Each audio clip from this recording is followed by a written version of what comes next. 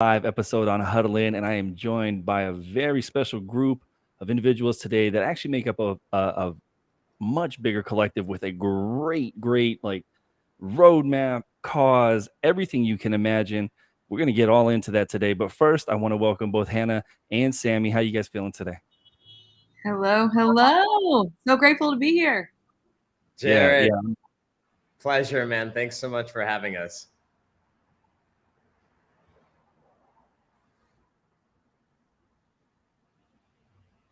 The standard we have to do here is we got to say what are we all about. So for those that don't know, let's get a quick rundown from either of you. Doesn't really matter which, and actually maybe from both perspectives, because I know you guys do different things. What is Nuvec? Hannah, please, ladies first. Okay, I'll get into it. So Navak Collective is a next generation record label and artist advocacy collective that is really utilizing Web3 technologies to drive change for creators around the world. We actually started as a nonprofit back in 2016, and our focus was primarily on educating young women and girls, teaching them how to write, produce, and release their original music into the global music marketplace. And since then, we added a label, publishing and management arm, and really we're trying to change the music industry for good and make it more equitable, profitable, and diverse. We focus on signing young women, non-binary, and LGBTQIA artists from emerging markets.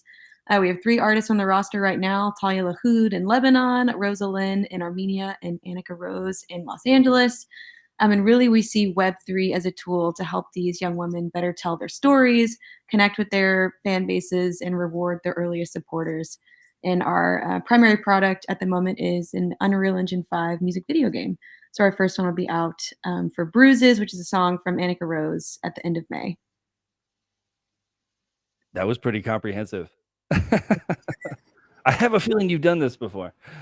Sammy, what do you got for me, man? You got anything to add on to that? I mean, no, Hannah crushed it. My perspective is more in the context of like I've been in this space for not a tremendous amount of time, but I came in 2016, and my time really was spent around Bitcoin mining and figuring out interesting ways to do so in a renewable fashion. So the project was a 50-acre piece of land, 20-megawatt solar farm, and we used that energy to mine Bitcoin. And so during 3 years, I spent a lot of time traveling and talking about a use case that was very different than that was often spoken about, right? With Bitcoin and cryptocurrencies, et cetera.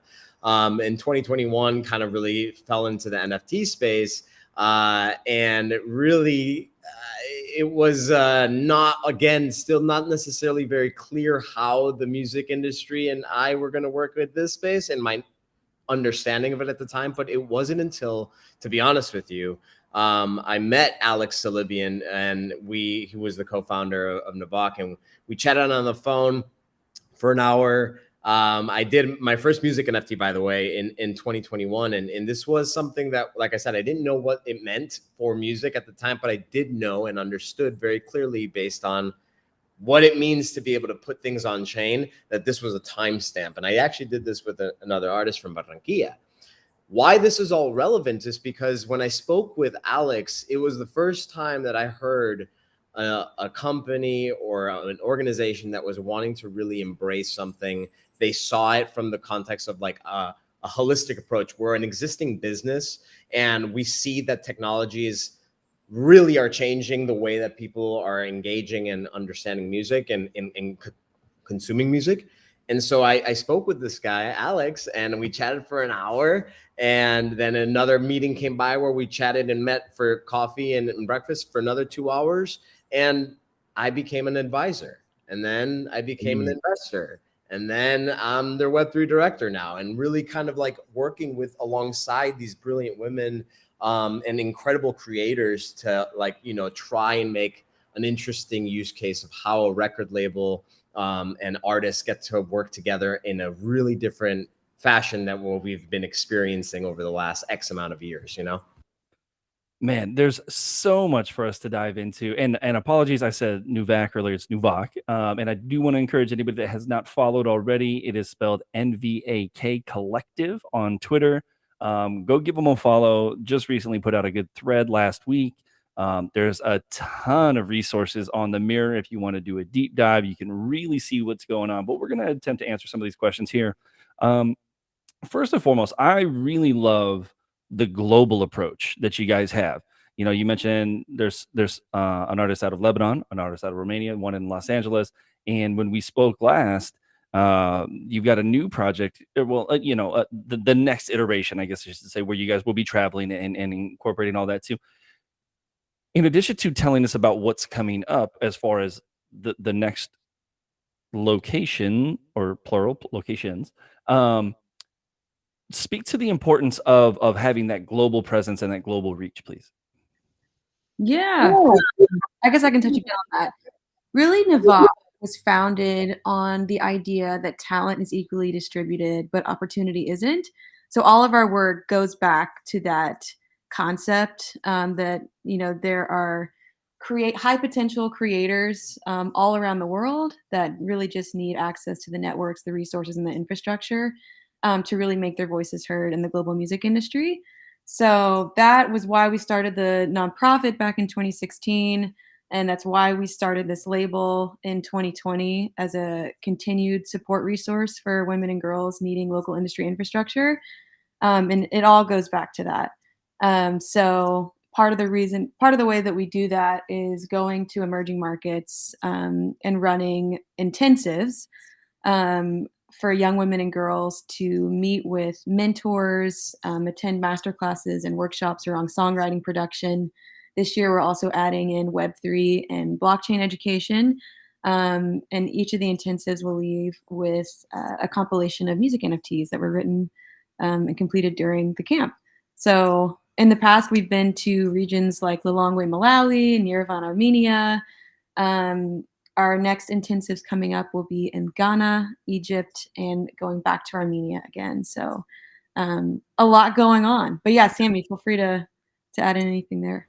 Yeah, and something that she kind of touched on was the component of education in Web3 in these different markets, right?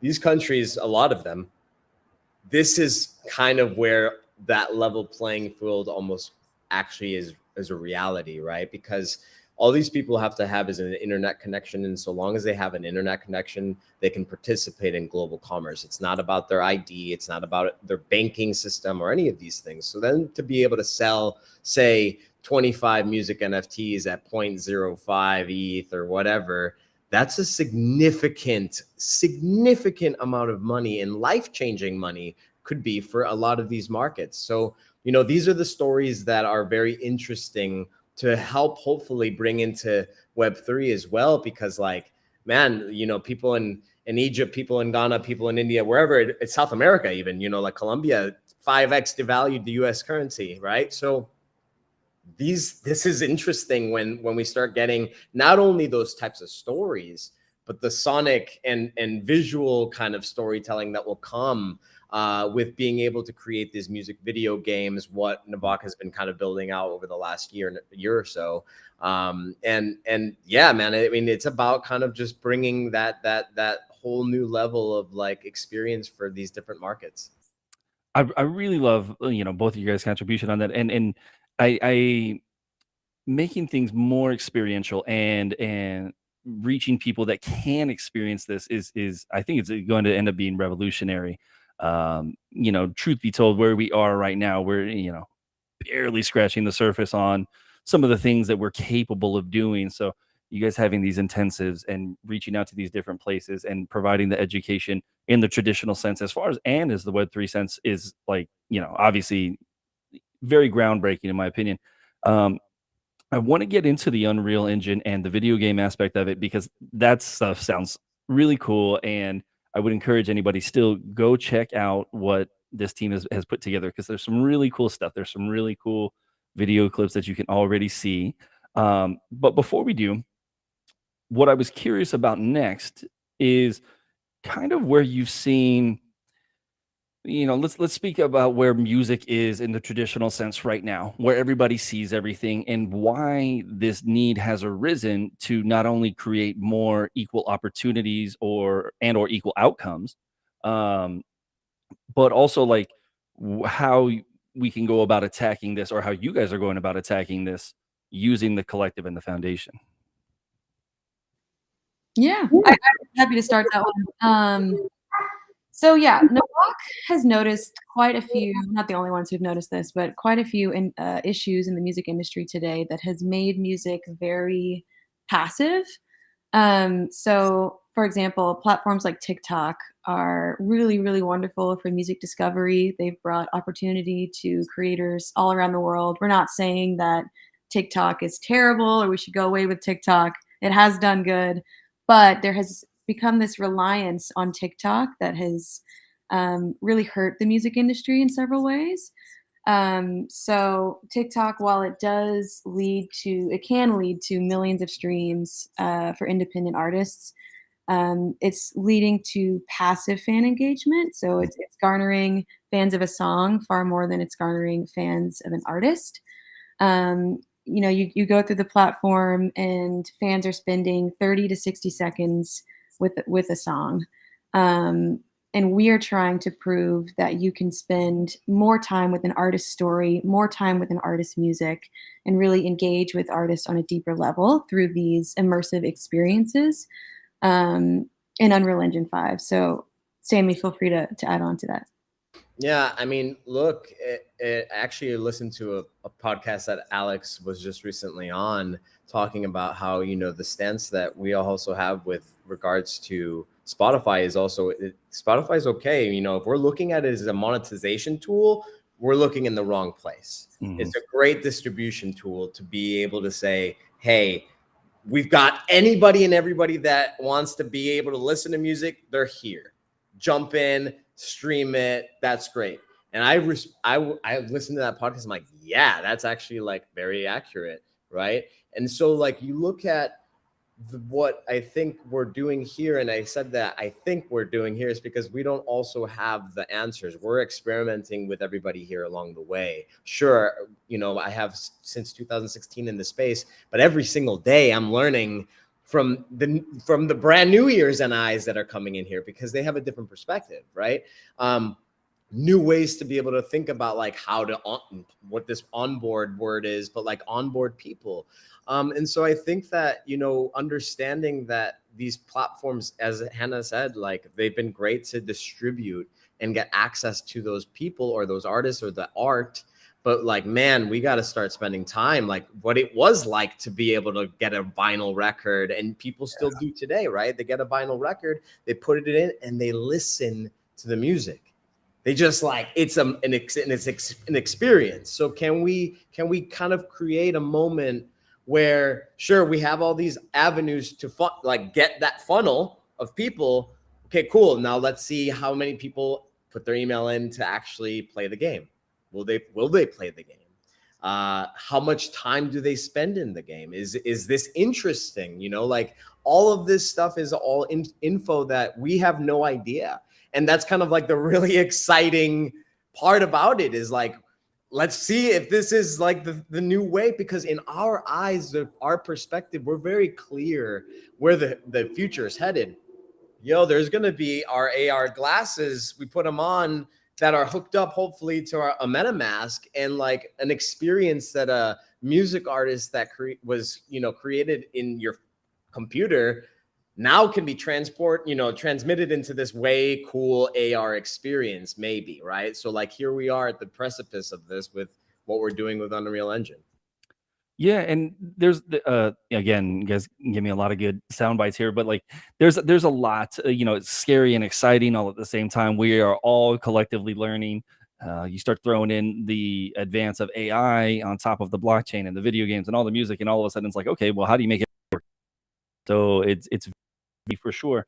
I love that you're going with the video game approach. I do think that's kind of a meeting people where they're at kind of way. There's a lot of, I know that there's a lot of sync opportunity for music in that, but if it's even more immersive in that, so now you feel like there's part of like this lore, being built with the video game, and then people, truth be told, I don't play a lot of video games anymore, but I remember, I would play video games, and you know people would develop a nostalgia or an emotional attachment to these video games, and sometimes the songs would trigger different things, right? So I really love that approach. Now, I will say it sounds like a hell of a, like, big thing to tackle, though. Like, the video game plus this, like, and I get it. I get it. It's the marathon, not a sprint type thing. What have you run into, as far as, like, building the video game is concerned? Because I know, like, and obviously we don't have to go into every single specific nuance, but, like, what has it been like? And how many times I feel like there's always concessions when you're building things, and so, like, you reach a certain point, you're like, crap, maybe we'll dial this back in that spot. Like, but what have been some of the challenges with actually, like, building a video game and then, like, intertwining it with, like, music and lore and all of that? Yeah, it's been a really fascinating experience because obviously we all have music industry backgrounds, but are new to the video game world. And our CG team has, extensive experience in the movie industry. For example, Tamara Diab was computer graphics supervisor for, movies like Avatar. But creating video games has been new for the majority of the team, and it's been a lot of coordinating with team members we never thought we'd have. We'd never dream of being able to meet with. So, like, Unreal Engine specialists, VFX artists from around the world. We have team members in Egypt, in the US, they're everywhere. So that's been a really, it's been a learning experience for sure, getting to, understanding the lingo, coordinating between those types of teams. I would say the biggest challenge, but also it makes it really exciting, is just honing in our ideas, because we as a team are like, we want to do this, we want to do this, we want to have multiplayer, and we want to move really quickly. And then the video game team is like, whoa, this takes a year to build out. But it makes it really exciting for what's to come on the roadmap. But yeah, I think it's just the whole experience of understanding how it all works, timelines, and understanding the lingo has been the most interesting part on my end. Totally. Everything she said. And it's just, once again, it's new. Like, we're talking about, we're seeing today, like, on Cyber, and we're seeing Bored Ape Yacht Club with Other Side creating experiences for their holders and creating, from ground zero games or moments of games, right? Like, they're like leaking opportunities as they come. Like, if I'm not mistaken, I'm not a Bored Ape holder, but those Other Side kind of demos are kind of like, they're demos, exactly that, and they're like opportunities for people to kind of like play as they're building. That's awesome. Like, as a fan of whatever it is, it doesn't matter. Like, I'm that got me excited, and I also understand kind of like where we're at with this whole experience too. It's like, it's not it. We're going to iterate. There's going to be updates. There's going to be, like, this is just ground zero. And that's also really exciting too. So learning to be able to also be cool with, like, all right, this is our MVP. We're going to put it out in public. We're going to, we want the feedback. We want to hear what people are looking for. This is also, like, mind you, we're doing this experience for free, and we're doing a claim for 2,500 NF tickets. So it's a free claim. It's just gas. So hopefully the meme coins aren't going crazy right now at that time, but nonetheless, it's still worth the gas. I promise that.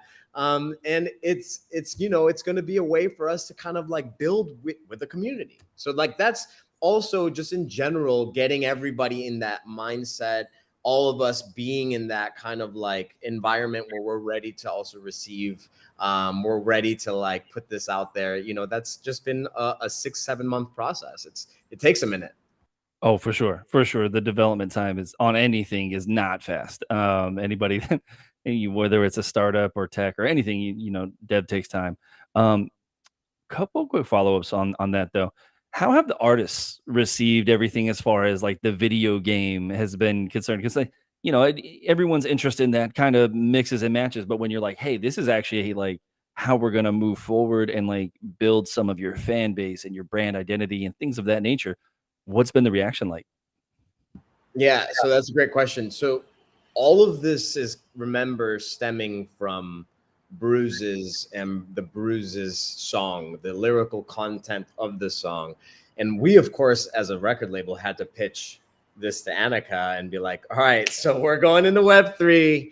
We're going into, we're going to try and build out this experience where because at first, mind you, we didn't know it was a music video game. We didn't call it that. We just kind of got to that within the last few months, where we're like, oh, because it's not just a video game and it's not just a music video. It's a convergence of the two.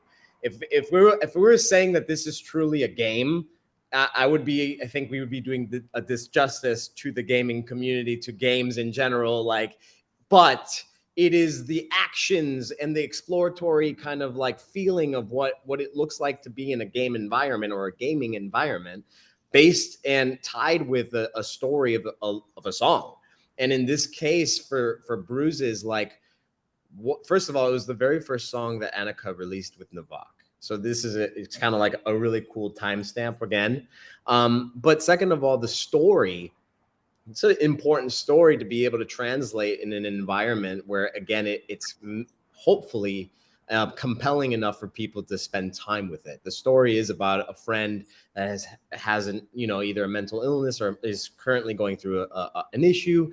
Annika sees it and is like, man, I know I see my friend is going through something. We've all had this experience where a friend is going through something, and you just want to let them know, hey, I see you. I'm here for you no matter what.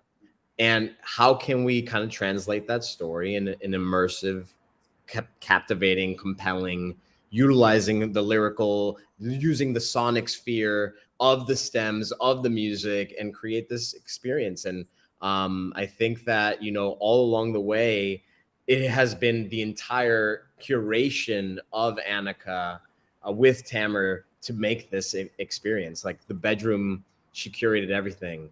The cocoon, the characters that you're going to meet along the way in the game, those were all kind of like fine-tuned with Annika. And then Hannah, I don't know if you wanted to add anything. Yeah. I was just gonna add, it's been really great to see Annika's excitement in getting to build these, or dream up these spaces with Tamer. And as we continue to build out these games for other artists, and showcasing their parts of the world, like for example, Talia Lahoud is in Lebanon. What does an Unreal Engine 5 music video game if you're taking them through Batroun, Lebanon, a beach town? So really getting to showcase those parts of their stories through this has been really great. But yeah, in terms of artist reaction, I think it was, a lot of education at first of like, what is Web3? What the heck is a music video game? What are you even talking about? Yeah. To then getting into the nitty gritty of it of like, oh, this is cool. This is bigger than a music video. This is like real engagement with fans. I get to really curate this world, which I never thought I'd do before. So it was a lot of education, and then the excitement was really there, which has been really awesome to see.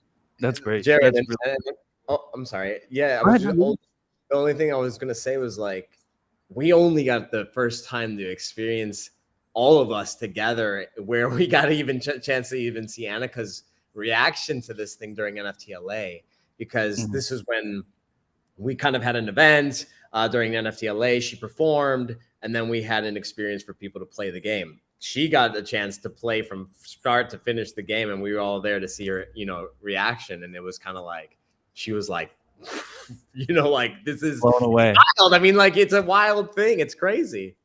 That's great. No, that's really great. Now I'm like super anxious to see it. Some of the details of the game, and you guys mentioned it earlier, and this is not a small detail by any means, but you guys saying that this is going to be a free rollout for 2,500 claims is also a really, really big deal.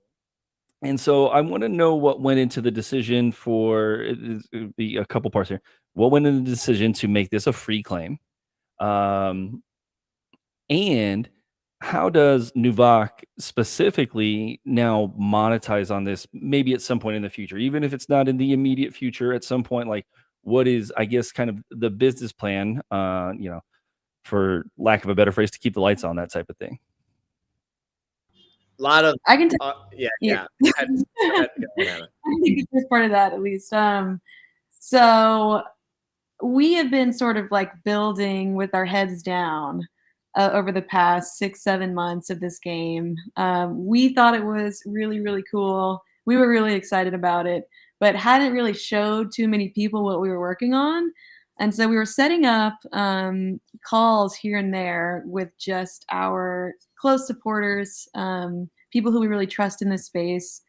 And we actually had a conversation with Adam Levy from the Mint podcast, showed him the game, and he was the one that really inspired us to make this experience free. He was like, "Whoa, sorry, the dog wants to Nope. chat." But yeah, he was the one that really saw the game and was like, "This have you considered making this free?" And it was a big moment for us, like because he was saying that we should get more eyes on it. That this is worth having people watch. It's a cultural moment. We want to get as many people as we can into this experience, and we had quite a few team meetings, and ultimately just decided, our goal is to get as many eyes on it as possible, and hopefully really make this as accessible. And Sammy, feel free to add in there. Yeah, it was that moment when we did get a chance to share with Adam, and then also like like Hannah said, we had many discussions internally, kept want to get perspectives from people, of course, and we'll say that some of my favorite projects, and all along the way, mind you, even with Annika's kind of entrance into Web3, has been in a gifting manner. Co-ops has been the fashion for us and for her to be able to build a community, not based off of selling things, but rather inviting people to kind of be on this journey with her.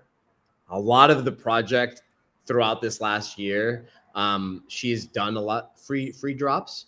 And she's done a couple of free acoustic drops, or she did one free acoustic drop. She did her Genesis NFT pass was a free 250 pass, free. And what we're trying to do here is, like, whether you have money or don't have money, if you're paying attention, you're along the ride and you get a part of it, right? Some of these claims that we just did, again, this is a first of its kind music video game built by a team of 20 badass individuals from around the world, one of which, who's our co-founder, is a part of, I mean, look at his IMDb. He's part of some of the most iconic films in the planet. So being able to collect a piece of an artifact from something like this, again, as a stamp in time, let the community, make that value. We're building this thing to be able to in hopes that there is value for the community. Why we're saying 2,500, this is a reasonably familiar number for the DSPs and like the traditional side of like music distribution in terms of pre-saves. So let's see if we can get 2,500 people to claim, allow for this space be the portal into Annika's fan club, right? And this is, again, phase one, right? This is phase one of hopefully many iterations and updates of what it's going to be like to enter into this ecosystem or into Annika's world. But 2,500 claims, you go into this NFT ticket gated area. It's her listening room. You'll be able to do mints of her audio, music NFTs, merch, exclusive updates of the game will be happening through that portal, right? And it feels a lot better for someone that has been participating to grow with something rather than it being just like, here, we're trying to make a whole shitload of money. By the way, we want to make money. That's not it. But like, let's build this, because again, we don't know the answers. We want to be able to kind of grow with the community truthfully, and see how we can iterate, how we can make this better. Some of the best feedback that we got was when we actually got to get this in front of people and play it, right? So now we have an understanding of like what this could potentially be. Yeah, again, I'm very anxious to see it. I really want to see what's going on here. One more one to throw at you guys here too. I'm curious. Um, secret that the traditional side Web3 and NFTs and all this, and it kind of scoffs for the most part. What has been the reception, if any, that you guys have received from the traditional side, taking this approach not only with Web3 and NFTs and all that, but then taking music videos and like really elevating that and then incorporating the video game in this like very comprehensive manner? So I would say it's an ongoing conversation. It's constant, having them understand what we're doing, how we're doing it, have them seeing the actual growth of fans or supporters, whatever word you want to use, right? I mean, like collector, fan, supporter, participant. Like they want to see those numbers, of course. Again, how can we translate what they are understanding as like pre-saves, and like what's important to them, and make them see that there's something here. They care about this artist. They want to see them, like succeed, right? So it's an ongoing conversation. However, I will say that they are very excited to see this thing come to life, because to our knowledge, this is again the first of its kind, and they're like, oh wow, this could be a great access point for people not to be so scared of Web3, right? Like making it free and having it only be an opportunity for people. If they have an email, cool, they have an email. If they have a wallet and they can claim this, they get access to it. They claim the NF ticket, and now they're a part of this, obviously community, and more importantly, like this experience. So that's kind of been overall, I would say, the reception from where we're sitting at the table. Not talking about the general consensus of Web3 or what's happening. Again, we're kind of trying to hone in on what we are building here at Navok, and figure out how then that translates for the masses after the fact, right? Is like, can we be that moment for everybody? We're building live in person. We have a Mirror blog post that Hannah has been building out over the last year that's depicting what we've been up to. And Hannah, you can please feel free. Yeah, I would just add to that, that it's new. And I think whether you're in Web3 or you're in Web2, everyone recognizes the issues in the music industry today. Everyone is recognizing the need for direct-to-fan engagement, to really change how people are consuming music. So it's been really exciting to get to present these different types of solutions that we're coming up with to the more traditional Web2 music industry stakeholders, and really presenting it as an experiment of, this is our attempt at fixing these major issues. And we've had some great reactions, really curiosity, and also, as Sammy mentioned, like being able to tie in some more familiar numbers, like 2,500 pre-saves, into what we're building with these music video games, and trying to work in that crossover space between, it's not one versus the other, but how can these two really fuse to create a community and environment, onboard people who aren't familiar with Web3 into the space, in an immersive, exciting way that doesn't feel very intimidating. It's more just fun. You don't even realize that you're interacting with blockchain technologies. Yeah, less forced. It felt like kind of a, for lack of a better analogy, like a Miyagi thing. Like, you get everybody in here doing it, and they just do it. And then all of a sudden they're like, oh yeah, actually I already know how to do this. I hate this question, especially when people are building up everything. But there's always this question of scalability.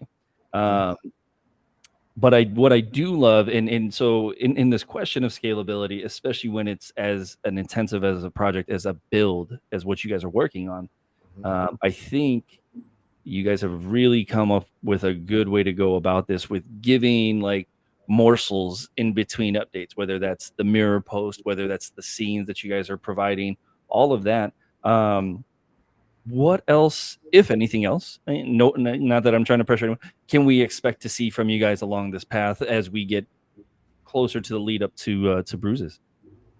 Let me also kind of like, this is kind of tying into exactly what we were just kind of talking about. This is kind of, and we've seen this with Annika, right? Annika has been in the music industry since she was 12.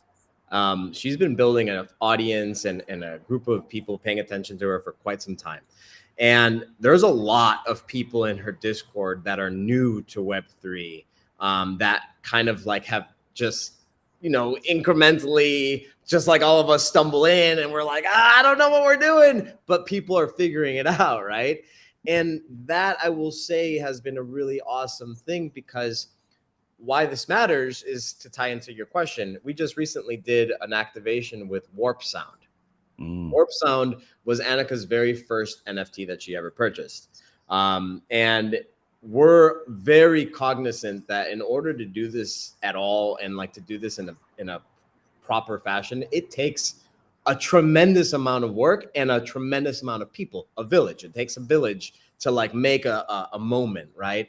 And we wanted to kind of like figure out a really cool way to activate the very first community that she ever was really involved with, and opened up their arms to her, right, with like love and like care, because again, she's a new person coming into the space. We did an AI remix of her song Bruises as a free claim, only exclusively to her community. And all those people that claimed that song were allow listed for the NF ticket claim. So there's going to be tranches of this claim for her existing holders. The people that have purchased NFTs and paid money for those will get the first tranche. They get all the access. Her POAP holders, her Genesis holders, all that. And then there are the community holders, right? And the people that have been kind of along the way with us on this journey. And so Warp Sound, that was an activation that just minted out over 4,000 remixes of this song, which was sick.